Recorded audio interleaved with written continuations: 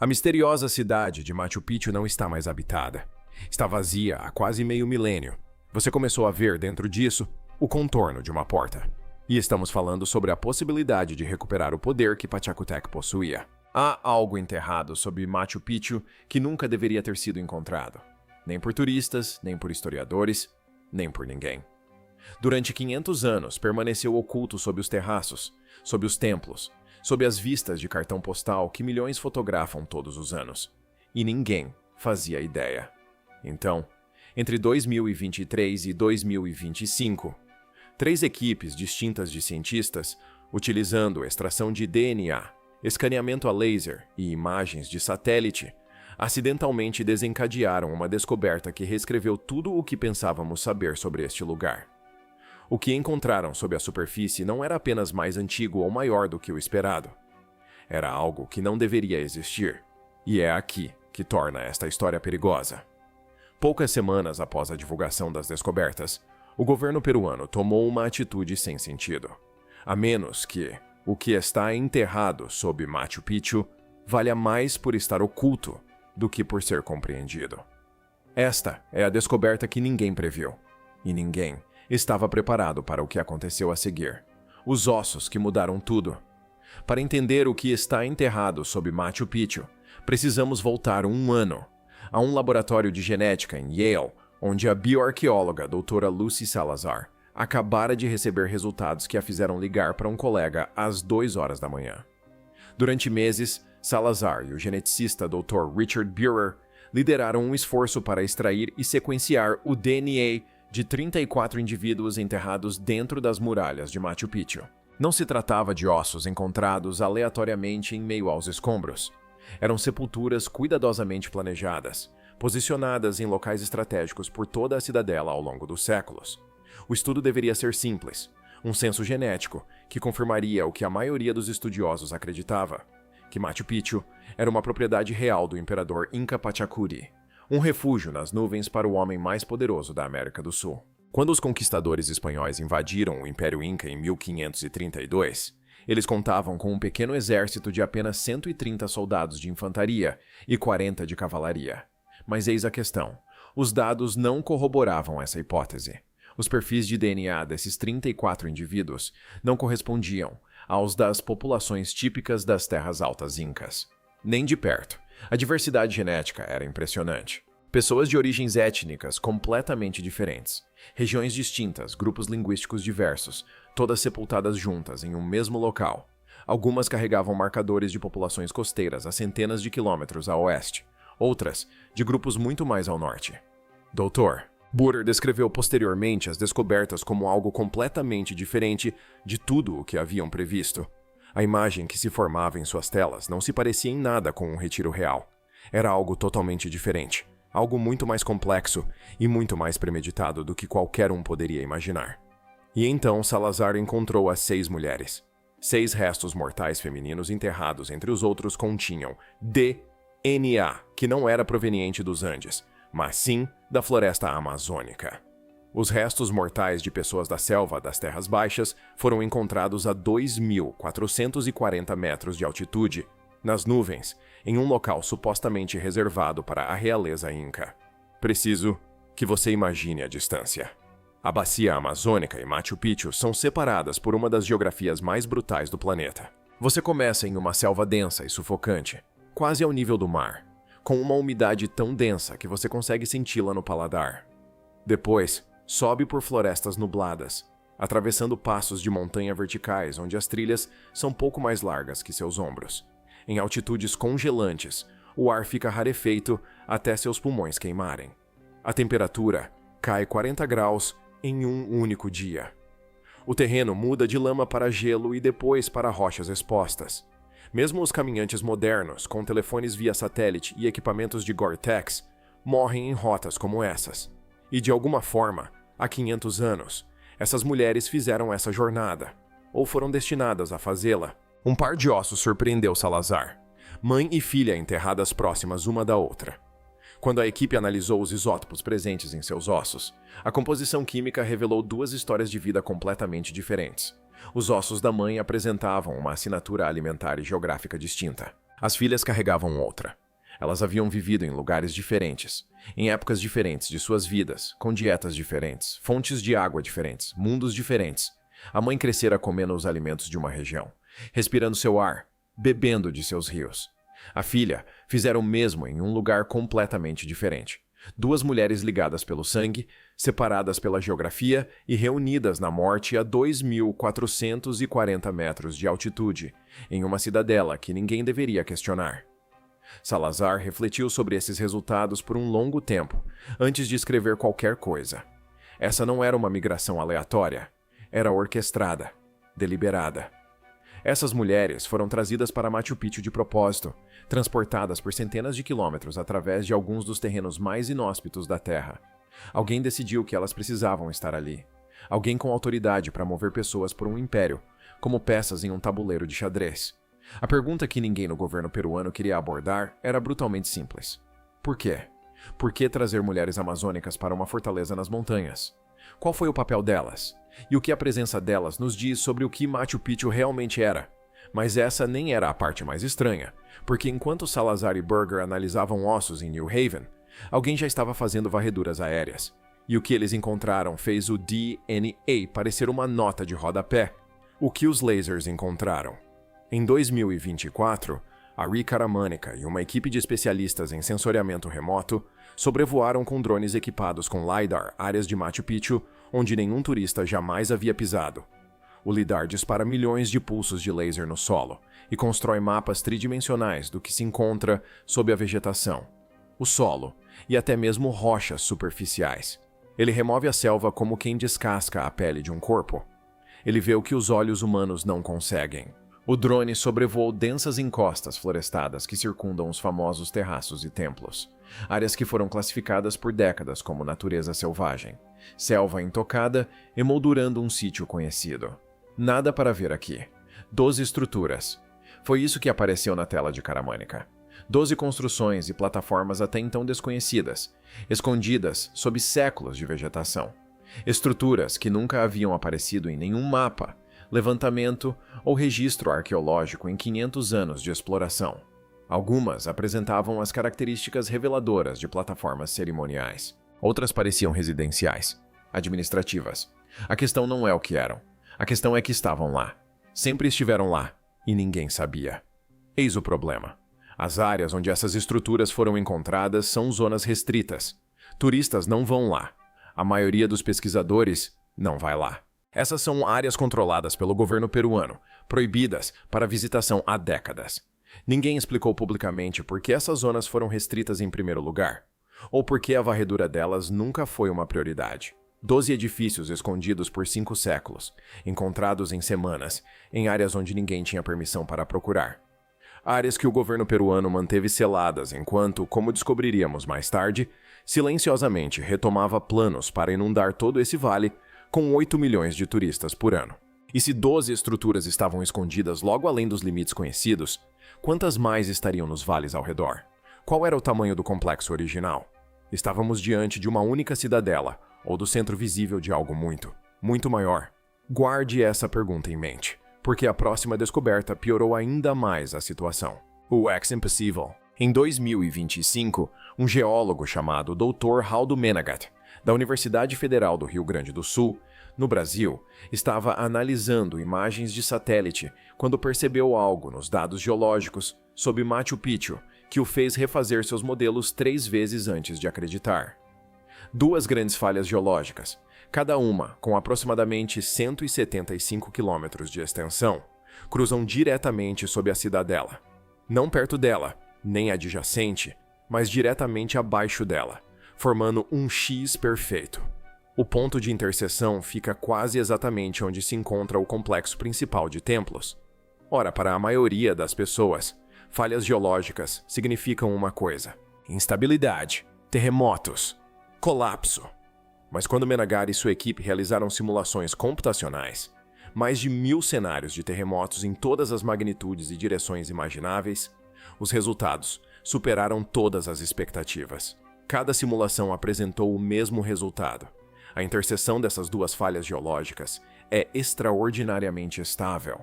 As forças tectônicas opostas praticamente se anulam, criando um ponto geológico ideal onde o solo mal se move, mesmo durante eventos sísmicos significativos. Deixe-me explicar de outra forma. Os Incas construíram seu sítio mais sagrado no ponto mais resistente a terremotos de toda a região, um ponto que só conseguimos identificar no século XXI com o auxílio de satélites em órbita e supercomputadores. E eles a encontraram no século XV sem instrumentos, sem escrita, sem qualquer tecnologia que possamos explicar. A própria Cusco foi devastada por terremotos diversas vezes ao longo da história. Bairros coloniais inteiros foram arrasados, igrejas desabaram, milhares morreram, mas Machu Picchu permanece de pé. 500 anos, sem nenhum dano estrutural significativo causado por atividade sísmica. Ou os Incas tiveram uma sorte impossível, milagrosa, escolhendo este local perfeito entre milhares de possíveis lugares nas montanhas, ou sabiam algo sobre o solo sob seus pés que só agora estamos descobrindo. E veja só, quando Menagab publicou o artigo, o governo peruano não disse nada. Nenhuma resposta, nenhum reconhecimento, silêncio total. O mesmo silêncio que demonstraram em relação às descobertas de DNA. O mesmo silêncio que demonstrariam em relação a todas as descobertas subsequentes. E esse padrão de silêncio vai importar muito mais daqui a alguns minutos. Porque a surpresa geológica está ligada a algo que os engenheiros vêm documentando discretamente há anos, algo enterrado ainda mais fundo. A cidade sob a cidade. Quando os engenheiros modernos começaram a estudar a construção de Machu Picchu em detalhes, fizeram uma descoberta que ainda não foi totalmente assimilada pela maioria das pessoas. O que os turistas fotografam, os terraços, os templos, as vistas icônicas dos cartões postais, representa cerca de 40% da engenharia real, talvez até menos. 60% de Machu Picchu existe no subsolo. Pense nisso. Mais da metade de um dos sítios arqueológicos mais famosos do planeta é invisível, enterrada sob seus pés quando você está naquele mirante famoso. Quando as equipes de escavação cavaram 2 metros abaixo dos terraços visíveis, encontraram uma elaborada infraestrutura subterrânea, sistemas de drenagem, redes de fundações, muros de contenção, canais de água esculpidos em pedra, uma cidade inteira de engenharia escondida, sob aquela que o mundo inteiro pensa conhecer. Os terraços que os turistas admiram não são apenas plataformas agrícolas, são as pontas visíveis de um sistema gigantesco que gerencia o fluxo de água, previne a erosão e estabiliza a própria montanha contra os terremotos que essas falhas geológicas deveriam produzir. Remova o cartão postal e você encontrará camada após camada de genialidade invisível. Só a rede de drenagem já seria impressionante pelos padrões modernos da engenharia civil.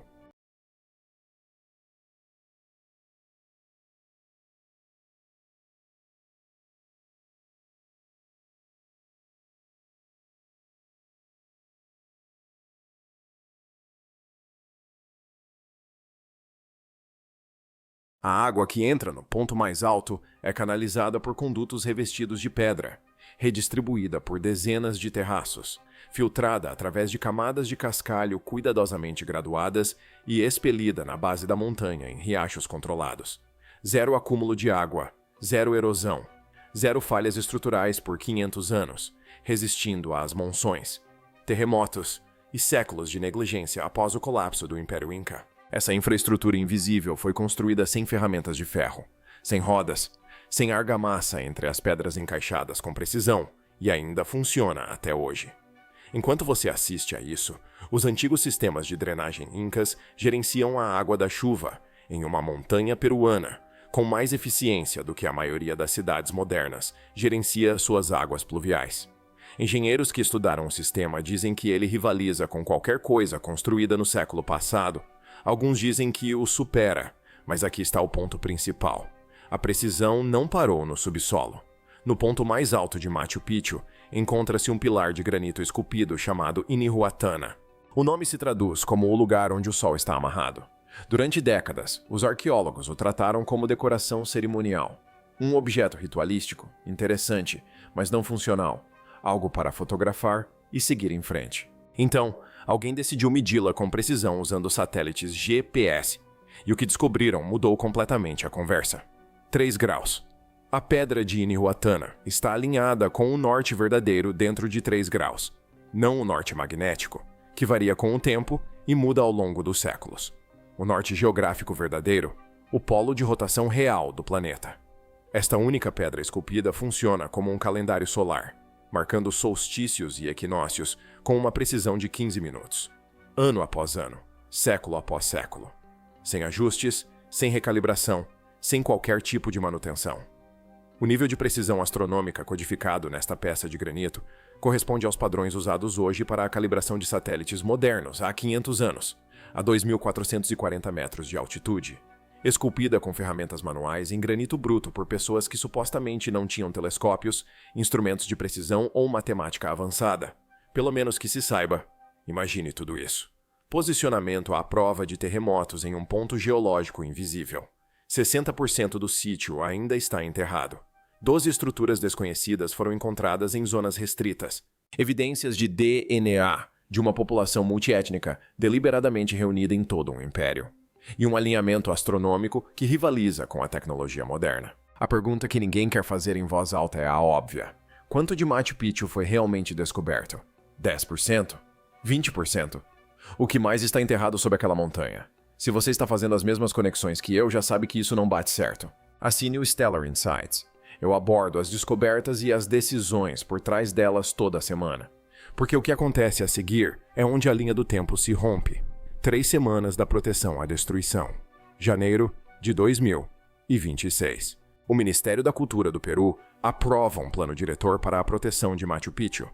Diretrizes de conservação, gestão de visitantes, preservação e metas que se estendem até 2046, 20 anos de gestão cuidadosa. No papel, exatamente o que todos os cientistas exigiam.